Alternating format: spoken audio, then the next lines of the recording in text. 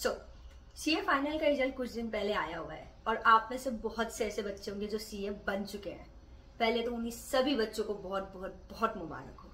पर एक बात बताओ, क्या तुम अभी ये नहीं सोच रहे होगे कि यार मैं सीए तो बन गया, अब इसके आगे क्या करूं और करूं तो कैसे करूं? क्योंकि क्या होता है, जब हम सीए की प्रिपरेशन कर रहे होते हैं ना, तो उस समय बस अपना अल्टीमेट गोल ये होता है कि भगवान कैसे ही बस मुझे पास करा दो, मुझे सीए बना दो। और अब आपने वो अल्टीमेट गोल तो अचीव कर लिया है, तो अब इसके आगे क्या? वैसे सच बताऊं तो सीए बनने के बाद पास बहुत से ऑप्शंस हैं, पर दो तीन जो बेसिक ऑप्शंस है ना, वो ये, या तो आप जॉब कर लो, या खुद की प्रैक्टिस कर लो, या फिर टीचर या मेंटर बन जाओ। अब अगर आपने ये सोच लिया है कि आपको जॉब करनी है, तो उसमें भी बहुत कुछ है। जॉब करनी है तो कहाँ से करनी है? बिग फोर से करनी है या इंडस्ट्री से करनी है?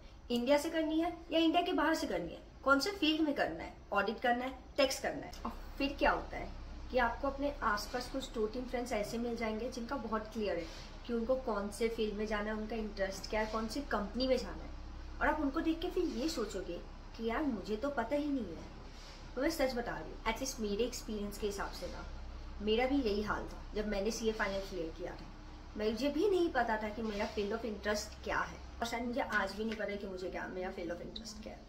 ठीक है, पर अगर आपने जॉब डिसाइड कर लिया है कि अब आपको जॉब करनी है, तो इसमें भी क्या होगा कि आपके पास दो ऑप्शन है, या तो आप आईसीआई कैंपस प्लेसमेंट के थ्रू जॉब देखो, और या फिर ऑफ कैंपस। अब कुछ लोगों का सवाल ये रहता है कि क्या मुझे ऑफ कैंपस अप्लाई करना चाहिए?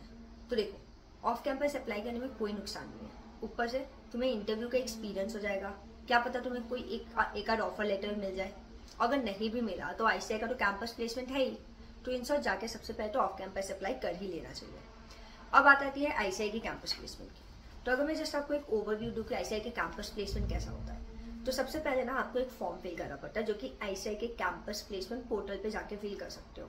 पर वो फॉर्म फिल करने से पहले ना एक दो चीजें क्लियर कर लो। सबसे पहले तो अपना रिज्यूम बना लो। अब रिज्यूम कैसे बनाना है ये मैं आपको कोई एक सेपरेट वीडियो में बता दूंगी। दूसरा, आईसीआई क्या करती है, आईसीआई एक लिस्ट निकालती है जिसमें वो बताती है कि कौन सी कंपनीज कौन सी सिटी में इंटरव्यू लेने वाली है। लाइक फॉर एग्जांपल, अगर आपने डिसाइड किया कि आपको रिलायंस की कंपनी में इंटरव्यू लेना है, और आपने वो लिस्ट में देखा कि रिलायंस जो है वो मुंबई के लोकेशन पे इंटरव्यू ले रही है, तो फिर आप जो अपना सिटी डालोगे ना, वो अपना इंटरव्यू सिटी आपको मुंबई डालना पड़ेगा। तो ये चीज जो है ना, पहले एक बार क्लियर कर लो कि तुम्हें कौन सी सिटी में इंटरव्यू देना है। ठीक है, नेक्स्ट। सो अब आपने फॉर्म फिल कर दिया, तो आपको एक दो दिन में पता चल जाएगा कि आपको कौन कौन सी कंपनीज ने शॉर्ट लिस्ट किया है। अभी क्या होता है कि जो ये शॉर्ट लिस्टिंग होती है ना, काफी बच्चों को ये लगता है कि जो शॉर्ट लिस्टिंग है वो अपने रिज्यूम के बेसिस पे होती है, बट एक्चुअली में नहीं। जो क्योंकि देखो, बहुत सी कंपनियां आती है और बहुत से बच्चे भी इंटरव्यू के लिए अपेयर होते हैं, तो ना कंपनी के पास इतना टाइम है कि वो सारे बच्चों का जाके एक एक का रिज्यूम खोल के देखे। तो वो क्या करती है, जब आप फॉर्म फिल करते हो ना, तो आपसे एक दो इन्फॉर्मेशन ले लेती है, जैसे कि आपके 12th में कितने मार्क्स आए, आपके इंटर में कितने मार्क्स आए, आपके इंटर कौन सा अटेम्प्ट में क्लियर हुआ, फाइनल कौन सा अटेम्प्ट में क्लियर हुआ, फाइनल में मार्क्स कितने आए। तो ये सब जो इन्फॉर्मेशन के बेसिस पे वो आपको शॉर्टलिस्ट करती है। अब ये है कि आपको कितनी कंपनियां शॉर्टलिस्ट कर सकती है। वैसे ऑन एन एवरेज 6-7 कंपनी आपको शॉर्टलिस्ट करेगी ही करेगी, और उसमें से एक दो तो आपको बिग फोर होंगे, एक दो बैंक होंगे, और कुछ इंडस्ट्री कंपनी होंगी। ठीक है, अब नेक्स्ट अपॉर्चुनिटी आपके पास है। अब जिन कंपनियों ने आपको शॉर्टलिस्ट किया है, उनमें से किसी 4 कंपनी को आपको अपना कंसर्न देना है कि आप कौन से 4 कंपनी में इंटरव्यू देना चाहते हैं। कंसर्न के साथ साथ ना आपको अपना प्रेफरेंस भी बताना पड़ता है कि जैसे कि आपको कौन से रोल के लिए इंटरव्यू देना है। फॉर एग्जांपल, अगर डेलॉइट आई है तो डेलॉइट 3-4 रोल के लिए आती है, statutory audit, internal audit, taxation etcetera. तो आपको ये बताना पड़ेगा कि आपको कौन से रोल के लिए इंटरव्यू देना है। अब हर कंपनी का जो इंटरव्यू का प्रोसेस होता है ना, वो अलग अलग होता है। जैसे कुछ कंपनियों में क्या होता है कि वो आपको पहले बोलती है कि आप अपना रिज्यूम अपडेट करो, उसके बाद उनका रिटन टेस्ट होता है, फिर टेक्निकल टेस्ट होता है, फिर एचआर राउंड होता है, और कुछ कुछ कंपनी में सिर्फ एक ही राउंड होता है जिसके बेसिस पे आप सिलेक्ट हो जाते हो। ठीक है, तो ये कंपनियां आपको अपने ईमेल के थ्रू बता देगी कि उनका इंटरव्यू का प्रोसेस क्या है, किस टाइम पे इंटरव्यू होने वाला है, किस दिन इंटरव्यू होने वाला है। ठीक है, अब आखिरी स्टेप जो कि है इंटरव्यू। अब एक चीज याद रखो, आईसीआई के इंटरव्यू में क्या होता है, चूंकि आपने 4 कंपनी को अपना कंसेंट दिया है, तो आइडियली क्या होना चाहिए कि उन चारों कंपनी को आपका इंटरव्यू लेना चाहिए।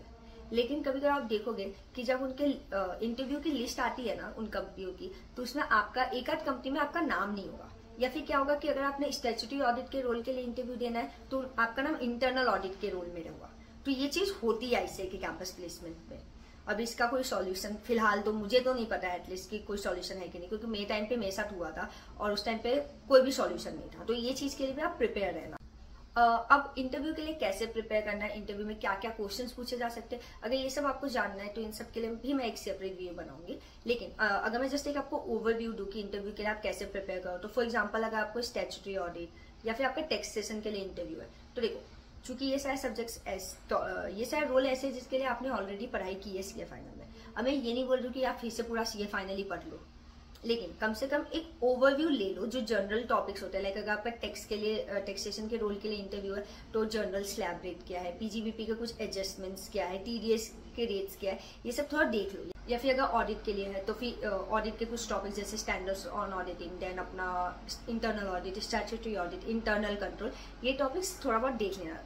और एक जो मेंस मतलब कॉमन सब्जेक्ट है जो अपना अकाउंट्स है, अकाउंट्स के इंडेक्स जो है वो पूछते ही है इंटरव्यू में। लाइक अपना इंडेक्स 116 हो गया, फेयर वैल्यू मेजरमेंट हो गया, तो ये वो टॉपिक्स है जो इंटरव्यू में मोस्ट कॉमनली पूछते हैं, तो आप ये सब एक बार देख सकते हो। जो आपका इंटरव्यू होता है ना वो एक्चुअली 2 पार्ट में डिवाइड होता है, लाइक एक टेक्निकल और एक पर्सनल। टेक्निकल में तो वही जो आपके सब्जेक्ट वाइज जिस रोल के लिए आप प्रिपेयर करने वाले हो उससे रिलेटेड आपसे क्वेश्चंस पूछेंगे।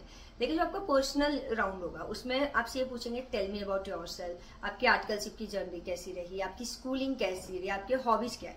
अभी हर किसी को ये पता है कि ये सारे क्वेश्चंस इंटरव्यू में पूछने ही वाले हैं।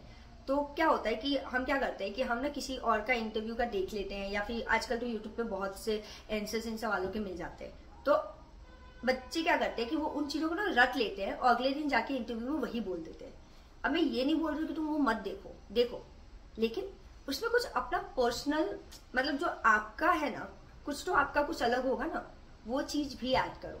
क्योंकि जो इंटरव्यूअर है ना उसने बहुत से लोगों का इंटरव्यू लिया है और उसे पता है कि बच्चा कब रट के बोल रहा है कोई जवाब या कब सही बोल रहा है, ठीक है। तो ये चीज थोड़ा ध्यान रखना चाहिए कि जवाब दो लेकिन ऑनेस्टी के साथ दो इस सब चीजों का। अब आपने इंटरव्यू तो दे दिया, अब इसके आगे क्या। तो जैसे आप इंटरव्यू दोगे ना वैसे ही आपको 4-5 घंटे के अंदर आईसीआई के कैंपस प्लेसमेंट के पोर्टल पे पता चल जाएगा कि आपको उस कंपनी ने सिलेक्ट किया है कि नहीं किया है। और फिर वो कंपनीज आपको एक टाइम फ्रेम दे दी कि आपके पास इतना टाइम है जिसके अंदर या तो आप ऑफर एक्सेप्ट कर सकते हो या आप ऑफर एक्सेप्ट नहीं कर सकते हो। नॉर्मली जो टाइम फ्रेम होता है वो 4-5 घंटे का होता है, कुछ कंपनी आपको 1 दिन का भी टाइम फ्रेम दे देती है।